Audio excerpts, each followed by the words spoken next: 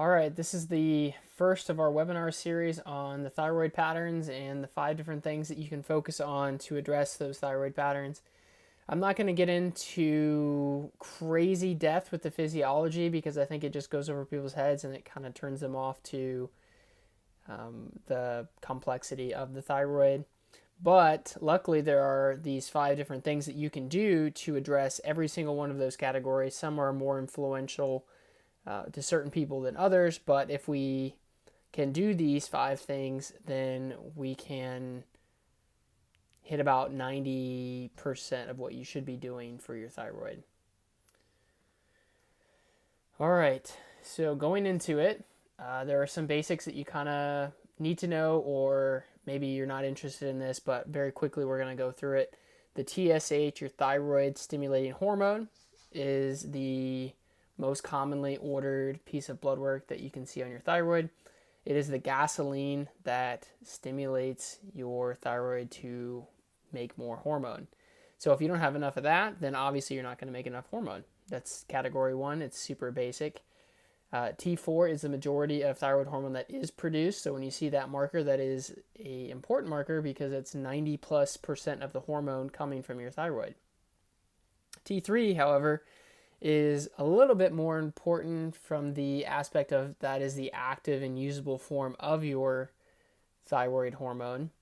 And then you can split up T4 and T3 into free T3 and free T4. Those are the unbound and free usable forms of the thyroid. You can see here I have the total T4 and T3 is equivalent to both the free number and the bound, which the bound isn't measured on blood work, but you can do math. So looking at the bottom, I kind of drew an overview that maybe will be helpful, maybe not. Just forget about it if it's not. So really quickly, TSH stimulates your thyroid to make T4 and T3. It makes the factory work better. But you can't make, these are where potential breakdowns can happen. All the way at the end, everybody's talking about decreased metabolism, weight gain, things like that. So we'll just use that as a low thyroid symptom. So if everything's working well, you get an increased metabolism. If it's not working well, you don't. So if there's any break along this chain, you're going to have a problem. All the way down to the one that people forget about a lot. People are on medication and they still have symptoms. Those are people that have plenty of all of this stuff, all of the thyroid hormones good and in check, but they still have thyroid symptoms because they're not receptive to it. Just like you can become insulin resistant, you can be thyroid resistant. So that is actually the last, that's actually category number 6. And any one of these patterns can have multiple of them. But again, you don't have to know that. You don't have to know how to read blood work, but just know that when you do these 5 things, you're going to be addressing it consequently. Okay. So, talking about the 6 categories very briefly, there are 24 different specific patterns that fit within that. But number 1 is the pituitary hypothyroidism. That's when the TSH is low and the thyroid hormones are also low, meaning that it's low because your brain's not putting out enough gas to the engine. We'll talk about that. The first 3 things that we talk about in addressing your thyroid issue are very impactful to this. Number 2 is the most commonly diagnosed reason for hypothyroidism. That's Hashimoto's, which is an autoimmune disease, meaning your immune system is attacking your thyroid, which obviously is going to put you at a disadvantage. There are different antibodies that attack different things. Some of them attack number 5, the thyroglobulin, and some of them attack number 3 here, the enzyme TPO. So there's definitely a lot of overlap when you have problems with these things. But know that as far as the autoimmune stuff goes, it's definitely driven by your immune system. Number 3 and number 4 are both problems or downregulation of certain enzymes. Different enzymes will reflect differently on blood work, so they'll fit into different categories. Basically, in very short detail, the first enzyme, TPO, that people like to talk about a lot, binds iodine, which is one that people like to supplement a lot with your thyroid problems. I would avoid it because if you do have a autoimmune problem to TPO, this can actually accelerate the deterioration of your thyroid.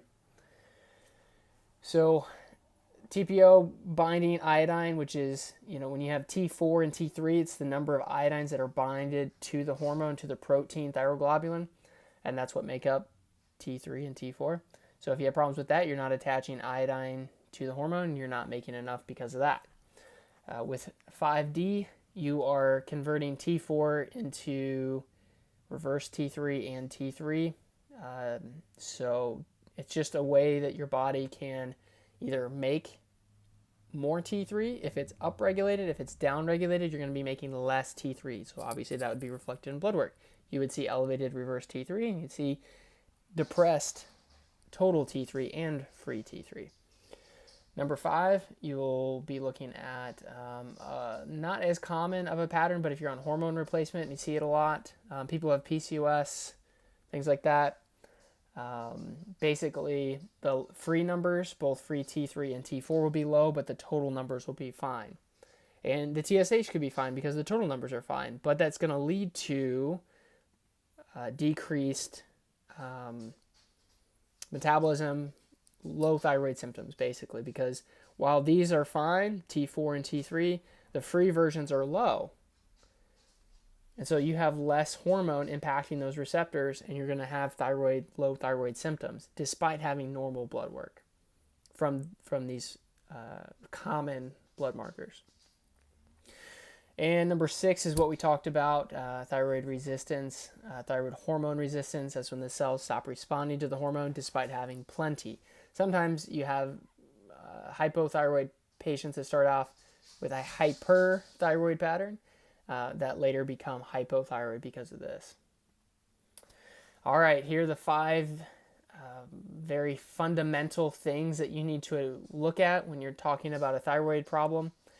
Number 1 seems to be obvious, but obviously reducing inflammation.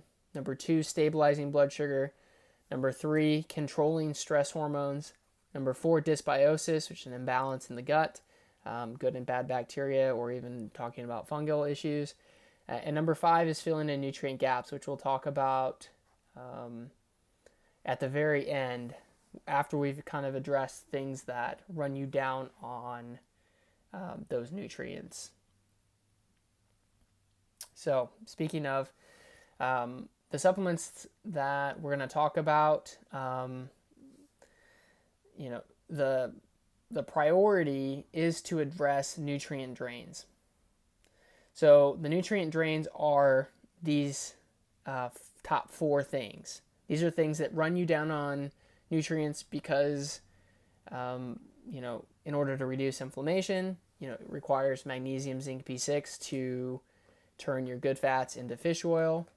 We'll go into detail a little bit more about those cofactors, but you could take magnesium all day long and that'll make you feel better, but until you reduce what's triggering the inflammation, you're going to continue to have that deficiency. And you can continue to take it and feel better, but know that there are some lifestyle things that you need to address and that you wouldn't even need to be on those supplements. So I'm not really a big fan of long-term supplementation in general for anything, unless you know that the offender, the nutrient drain is going to be there. For instance, the stress hormones, I have a really stressful job, for instance, not me, and your boss is on your case all the time, and that's not going to change anytime soon, then maybe you're going to stay on some of those supplements to kind of help you get through that while that's going to continue. Okay, like we said earlier, the goal of supplementation is to temporarily, not long-term but short-term, assist in the removal of a nutrient drain or the reduction of associated symptoms. For instance, with magnesium, while that may be depleted because you are inflamed and you have a lot of stress hormones, your liver's trying to break down those excess stress hormones, and now you're anxious and you have anxiety, and then you take some magnesium because you're low on it, because the stress hormones ran you down on it, and you feel less anxious when you take magnesium. Like when people take Calm, that's just magnesium. There are a lot of examples of using supplements to improve those symptoms. If those are significant, then I can see validity in using those supplements to reduce a symptom while you're trying to, while you're trying to address those nutrient drains. All right, on to the nutrient drains. The first one is inflammation. Inflammation is defined broadly, but it is generated by the immune system. It is a natural part of regeneration, but left uncontrolled will drive degeneration. I roll my ankle, inflammation stimulated. That's supposed to increase blood flow, swelling. Everybody sees that pain, which will keep you from using that, putting pressure on your ankle and allowing it to heal. So it's a natural, very first stage of healing, but left uncontrolled, it will continue to cause degeneration. Long term, this will deplete vitamins, minerals, which is what we talked about, nutrient drains, macronutrients over time, causing deeper deficiencies, and the cascade happens. So to reduce inflammation, we'll keep it simple. You're going to reduce triggers, you're going to reduce accelerators, and you are going to help your body clear it, and that's where you're going to potentially look at supplementing things like magnesium, zinc, B6, which turn your good omega-3s into fish oil. Your body naturally produces fish oil. How does it do it? Well, it requires magnesium, zinc, and B6. So this is a case where somebody might be low on magnesium, zinc, or B6 because they're constantly inflamed and their body is trying to combat that. Your body's going to prioritize reducing inflammation, reducing stress hormones, stabilizing blood sugar before, it is worried about you feeling good, not depressed, not anxious. As a side note, in order to make serotonin, dopamine, GABA, those neurotransmitters that make you not anxious, that make you happy, those cofactors, those require magnesium, zinc, and B6. So there's a very, very close tie in with addressing these nutrient drains and mood disorders. So common triggers that we're going to go ahead and just, because you have a thyroid issue, go ahead and come off of these foods. Gluten, dairy, and sugar are the most common, so might as well just cut them out. Reduce the accelerators. Those are things that essentially provoke accelerate really is the best word, an inflammatory issue. So it actually drives inflammatory pathways. Stress hormones, which is going to be number 2, a little foreshadowing. So we'll need to address number 2. That will also affect number 1. Insulin, which is number 3, addressing stress, blood sugar, and excessive NSAID use. Believe it or not, taking too many NSAIDs will actually, while shunt prostaglandin production, which is like I just rolled my ankle, get this huge inflammatory response. It can inhibit that, but it actually shunts things towards something that's called leukotrienes, which is actually a more chronic, slower processing form of inflammation. So excessive NSAID use long-term can contribute to chronic inflammation. All right, and then we talked about aiding in the clearance of inflammation, but in addition to fish oil, or taking the cofactors magnesium, zinc, B6, you can consider taking turmeric or resveratrol, which have a pretty big impact on the immune system itself. Particularly, they reduce interleukin 6, and they can increase interleukin 10. Interleukin 6 is one of those things. For instance, interleukin, if you are interested, just as background information, because I like it too much not to say it, interleukin 1 is I just rolled my ankle. It's due to some infection or some trauma. Stimulates the inflammatory response. Interleukin 6 increases inflammation in the response of inflammation. I see inflammation. Interleukin 6 says, let's produce some more. So let's ramp it up. So turmeric and resveratrol are really good about reducing that. There are not too many things that can do it, especially on the natural side of things. So those I really like. In the yellow boxes, I'm going to go ahead and put in my recommendations for supplementation and things that are most common, since we're not going to be working one-on-one. These are the most common things that I see, and so these are the things I would recommend for addressing each of these things. So, number 2, stabilizing blood sugar. This one gets a little bit complicated because different people have different blood sugar issues. If you have blood work, which a lot of people do, you'll want to look at your glucose. If it's 85 or lower, you're going to be on the low blood sugar side. If it is 100 or higher, you're going to be on the higher side. That is an indication that you're having some insulin resistance or diabetes. Either way, there's some metabolic problem with that. Both low and high blood sugar can impact your thyroid and will impact your thyroid. In general, all the glands in your body are secondary to something else. They are responding to something else. Even your adrenal glands, they aren't the problem. It's always something else that is telling the adrenals to do what they're doing. Same with the thyroid.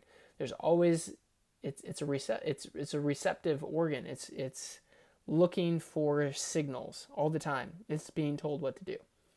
So whether there is excessive amounts of insulin driving a thyroid issue, or excessively low blood sugar or blood sugar dips that are causing, well, one, when your blood sugar goes down, you get a stress hormone increase, which obviously is going to have a big impact on, one, down-regulating your pituitary gland, which is going to lower your TSH. Two, having the stress hormones, which we'll talk about in a little bit, will down-regulate that TPO enzyme. It will down-regulate the 5D enzyme, and it can definitely, and it will drive resistance to thyroid receptor.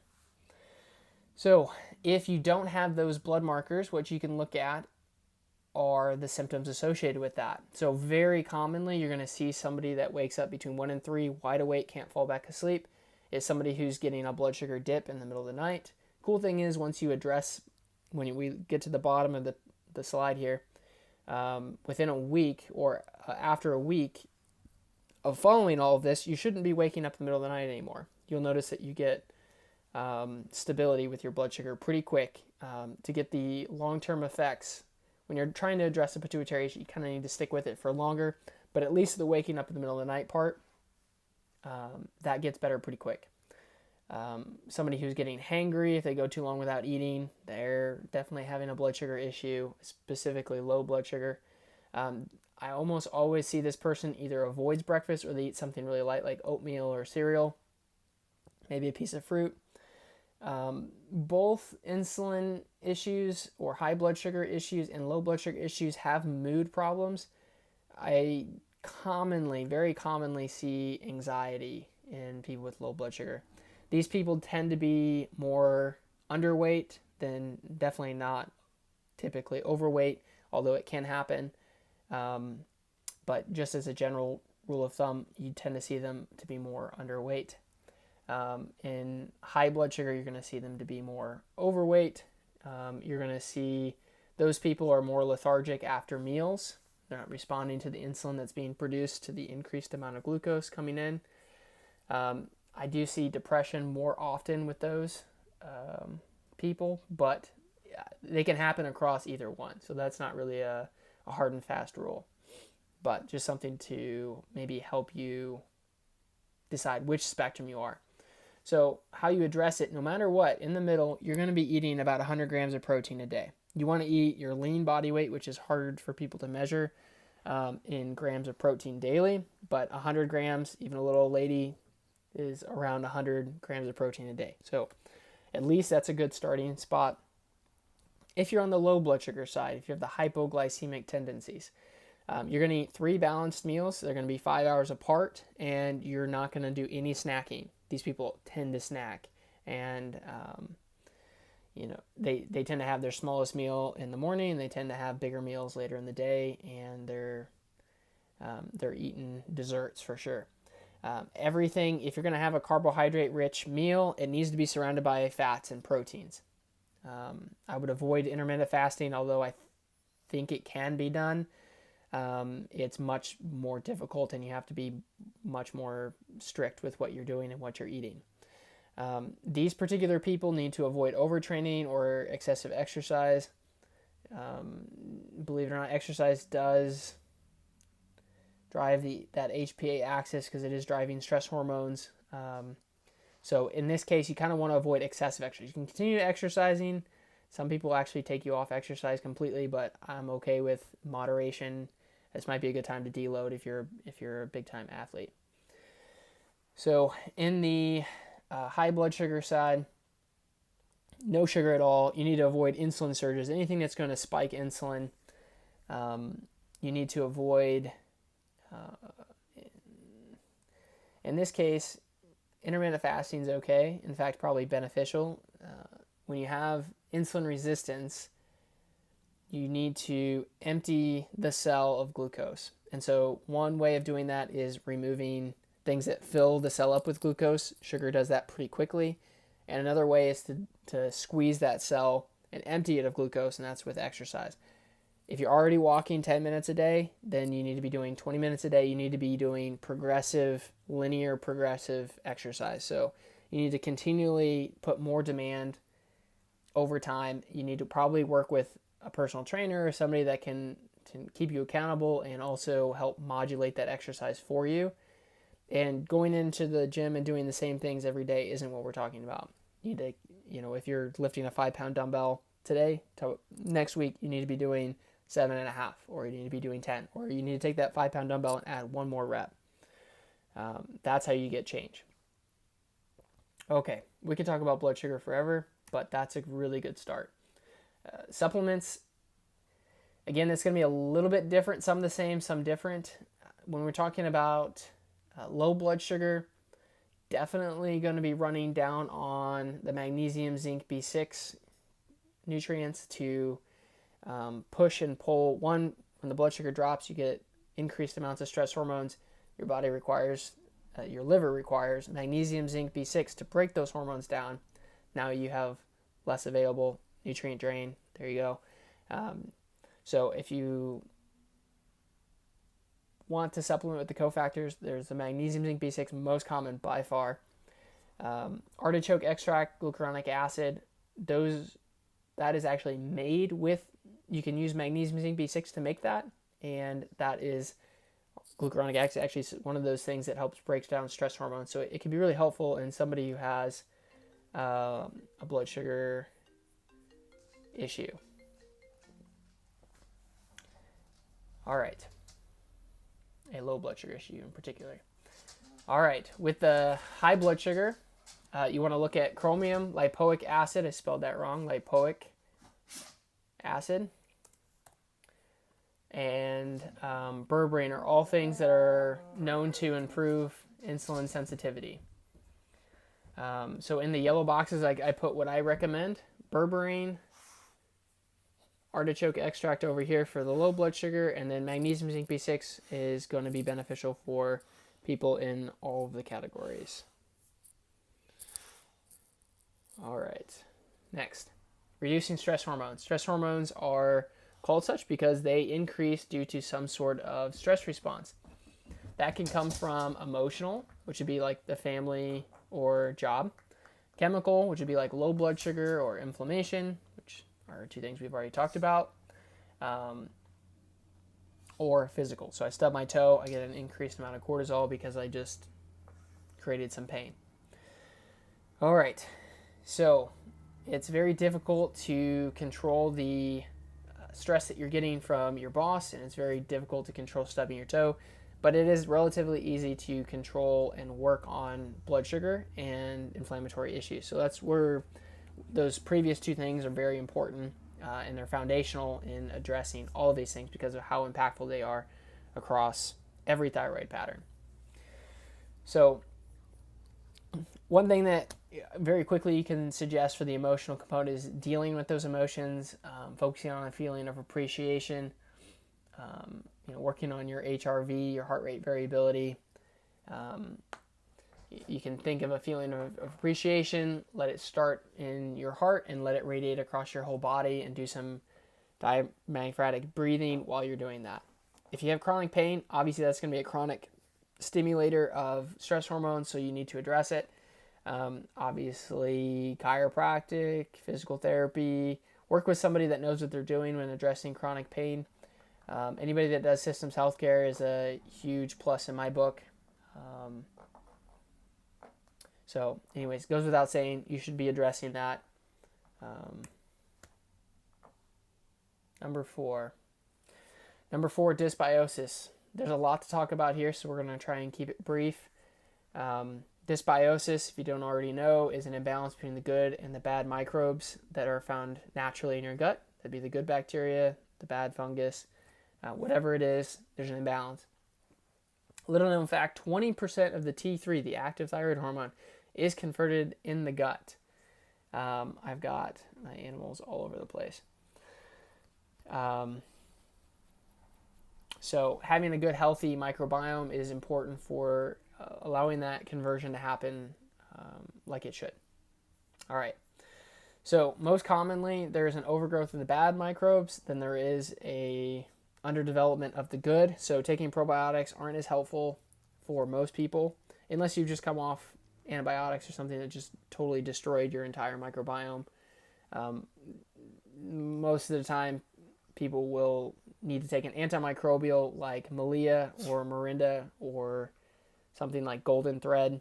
I'm going to recommend Malia because it's a broad spectrum antimicrobial, whether it's an overgrowth of bad bacteria or a fungal issue.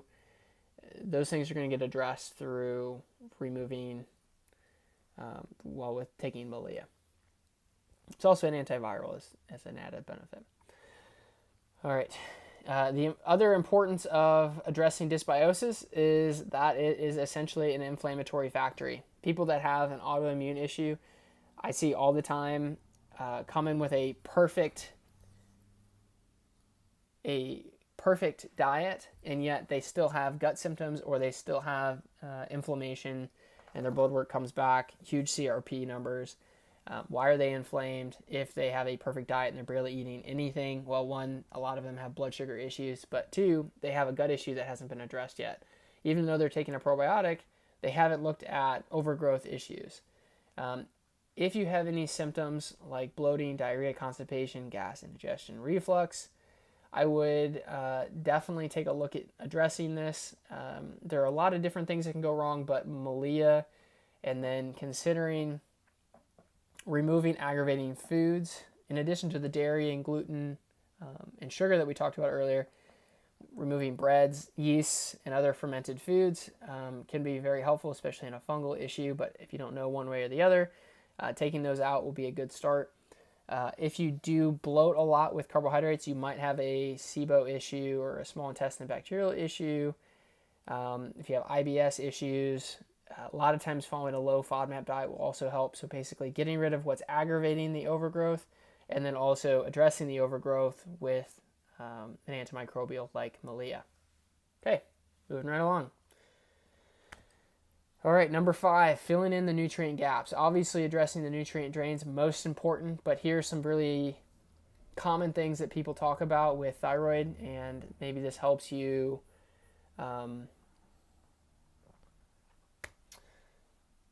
decide what's worth taking, what's not worth taking. Okay, tyrosine, that is the backbone of thyroglobulin. That is the backbone of the hormone. Hormones are proteins, and they're made of such.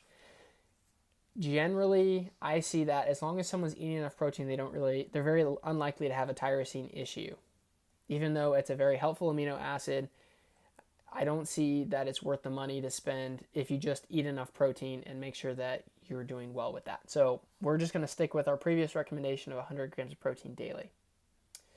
You can use something like MyFitnessPal, by the way, to track that. So we talked about iodine, and that's what makes up the 3 or the 4 of the thyroid hormone. Taking it can worsen a TPO autoimmune issue. So if you have those antibodies, I definitely wouldn't take it. It's very rare to have an iodine issue, but I actually do come across it occasionally. So it's more common to see iodine than a tyrosine issue, but I would avoid it at first. Just if you don't know what you're doing, I would just avoid it. The other 2 really common ones, because whether you're trying to make more T3 or converting or trying to attach the iodine onto the thyroglobulin, selenium and zinc are common cofactors within that. So having those in there, we already talked about magnesium, zinc, and B6. So zinc, another reason to take it. Selenium, this is the only reason to take it, is for these cofactor reasons. So if you're going to try and take a thyroid-specific micronutrient, I would do selenium, of course, the magnesium, zinc, and B6 for your vitamins and micronutrients. In summary, hopefully this summary helps. You want to work on removing the nutrient drains by addressing the inflammation, removing the offenders, removing the accelerators, which are going to be addressed when you remove the offenders, or the other nutrient drains, like the stress hormones, inflammation, things like that. And then taking the proper supplements. Number one, definitely the lifestyle thing. Number two, you can support with the differentiating thing with the blood sugar is either artichoke extract or berberine. The other two options are fair game as well, but these I'm just going with are my most common to make it simple for people. You don't need to be taking all three, that's for sure. Just pick one. Berberine's pretty good. In any case, for any thyroid issue, you should probably be taking these things here, something for the inflammation, broad spectrum. One thing I could add here is probably fish oil, but if you're taking the magnesium, zinc, B6, and you're eating plenty of omega-3s, you may not need fish oil. I know some people aren't a big fan of it, but at least make sure you're getting enough magnesium, zinc, B6, and the selenium is also good as an adjunct, definitely the magnesium, zinc, B6. Turmeric, ashwagandha. Ashwagandha specifically has good impact on the thyroid, and I think the biggest impact on that is on its effect on the HPA axis, the whole pituitary thing. This helps balance that out, reducing stress hormones, reducing inflammation. If you have any of those gut symptoms present, the IBS, bloating, indigestion, constipation, diarrhea, nausea, anything like that, you should address it. I would suggest taking Malia, coming off those foods that are potential issues. And really, if you can address all of these things, hopefully this makes it a little bit more simple. Maybe it seems more complicated now, but maybe you know why your thyroid issue hasn't been improving. Some thyroid problems can be a little bit more complicated, but this really should address about 80% of those issues. If you have any questions, you can email me at doc@drtoddanderson.com. You can try to read more on my website. I've got a blood work analysis page that I kind of go through specific thyroid patterns. If you have any blood work, you can always send those to me, and we can work out a consult, something like that. Other than that, that'll be it for now. I'll leave a link for those supplements if you want to support me and helping me decide if doing these videos are worth it. Let me know. I'll leave a link to my full script, and that will I do get a little kickback on that if you use that link. So again, if you have any questions, let me know. Otherwise, see you later.